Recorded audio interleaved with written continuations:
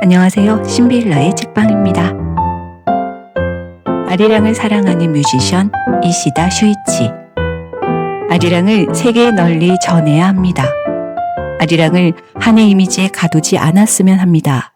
라고 주장한 일본 가시와 시립고등학교 치주학부 음악 총감독 이시다 슈이치.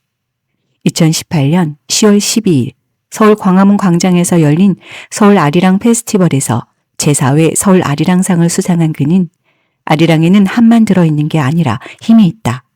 내일을 향한 희망과 힘찬 걸음, 강력한 의지 등이 녹아있는 작품이다. 아리랑을 한이랑 고정관념에서 벗어나길 바란다고 말했다. 깜짝 놀랐다. 그는 우리 아리랑에 매료되어 아리랑의 음악 세계를 세계적으로 펼치고자 하였다. 그가 받은 서울 아리랑상은 아리랑의 세계화와 그 창조적 가치 확산에 기여한 개인과 단체에 주는 상으로 2015년 서울 아리랑 페스티벌 조직위원회가 제정했다. 아리랑을 처음 오선지에 체보해 세계에 알린 호머비 헐버트 박사와 영화 아리랑의 나운규 감독, 연극 아리랑 고개를 통해 민족의식을 고취한 극작가 겸 연출가 박승희 등 이미 작고한 예술가들이 이 상을 받았으며 살아있는 인물로는 그가 처음이다.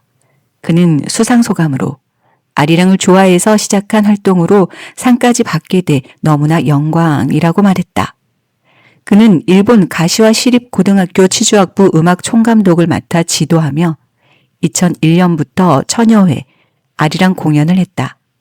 기존 치주학 연주에 장구, 태평소, 꽹과리 부채춤, 상모춤 등을 활용한 국악 퍼포먼스를 가미해 중국, 싱가포르, 베트남 등에서 공연했다. 20여 년 전 서울의 한 음식점에서 우연히 아리랑 공연을 본 뒤 아리랑에 빠진 그는 엄청난 음악이었다. 혼이 뒤흔들리는 것 같고 심장이 꽉 잡힌 것 같은 느낌이 들었다고 말했다. 이후 수시로 한국에 와서 국립극장, 민속촌 등을 다니며 아리랑 공연을 봤다.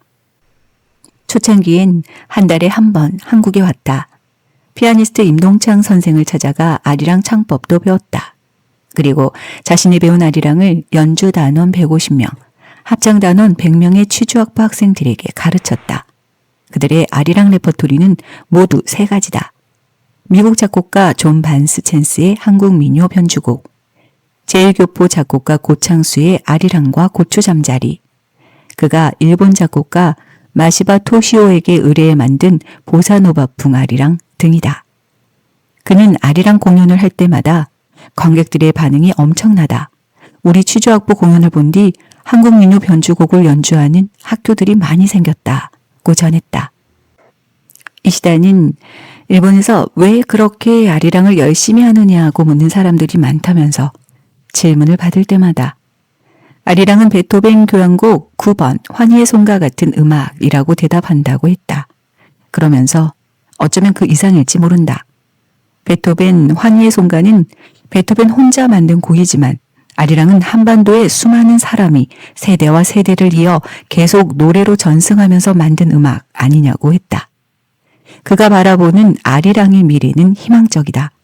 그는 아리랑이 베토벤 교향곡만큼이나 세계에서 널리 연주되는 곡이 될 수 있다면서 평화, 안식의 이미지와 역동성 등 아리랑의 새로운 요소를 계속 발굴하고 개척해 세계에 전하기를 바란다고 했다.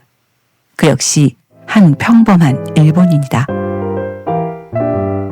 쿨 재팬, 한류를 벤치마킹했지만 한국의 한류 성공을 벤치마킹해 일본 정부가 추진했던 쿨 재팬 정책이 실적 부진으로 존폐 위기에 몰린 것으로 알려졌다. 2023년 1월 일본 언론은 세계의 쿨한 일본의 매력을 알리자며 10년 전부터 추진해왔지만 누적 적자만 1천억 엔이 넘는다고 보도했다.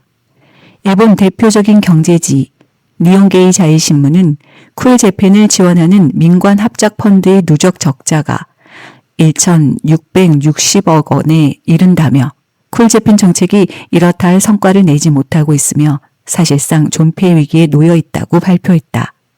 쿨 재팬은 2012년 12월 2차 아베 신조 정권이 출범하면서 추진한 정책이다.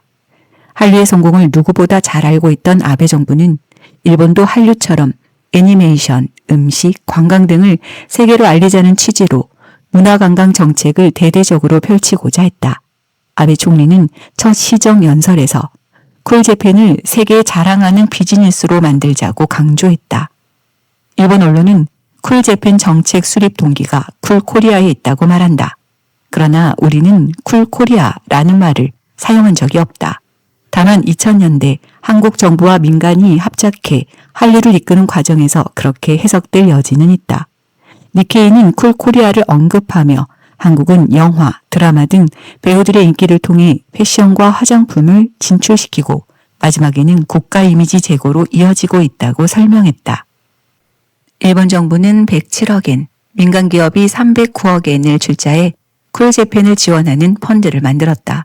그러나 실적이 아주 좋지 않다. 대표적 실패 사례는 이세탄 더 재팬 스토어다. 2016년 말레이시아 수도 쿠알라룸푸르에 일본 백화점 이세탄이 문을 열었다. 펀드에서 9억 7천만 엔, 미쓰코시 이세탄 홀딩스 현지 자회사가 10억 1천만 엔을 출자해 문을 열었으나 적자만 늘어났고 개업한 지 1년 만에 펀드는 모든 주식을 팔고 현지에서 철수했다. 니케이는 현지 물가와 크게 동떨어진 가격 책정, 상품 구성 등이 원인이라고 분석했다. 매각액은 공개되지 않았으나 출자 액수의 절반이라는 관측이 나온다. 일본 정부는 이에 그치지 않고 영화 부문에도 진출할 계획을 세웠다. 일본 경제 산업성도 일본 지식재산권을 이용해 헐리우드 진출 영화를 만들겠다며 개발 사업에 뛰어들었다. 민간 펀드를 조성하고 7편의 영화를 기획했으나 현재 단 한 편도 나오지 않고 매년 적자 경영을 이어가는 중이다. 무엇이 왜 한류와 다른가? 당연히 일본 측에서 쿨재팬의 실패 원인을 찾고 있지만 그리 신통한 분석은 아닌 것 같다. 일본 언론이 분석한 쿨재팬의 실패 원인은 모호한 정책과 일본의 자만심이었다. 니케이는 쿨재팬 펀드 투자처에는 일관된 전략이 보이지 않으며 문화산업뿐만 아니라 식자재 개발, 일본 제품 해외 유통 등에 신경을 쓰면서 성격이 모호해졌다. 그런데 한국은 영화와 음악을 전파해 배우와 아이돌을 알리고 이를 통해 관광객을 끌어들이고 마지막으로 국가 이미지를 제고하는 정교한 작전을 사용했다고 보도했다. 정부가 나서서 문화관광 발전 계획을 세우는 순간 망한다. 절대로 정부가 나서면 안 된다. 민간이 알아서 해야 한다. 뒤늦게 그들도 알았다.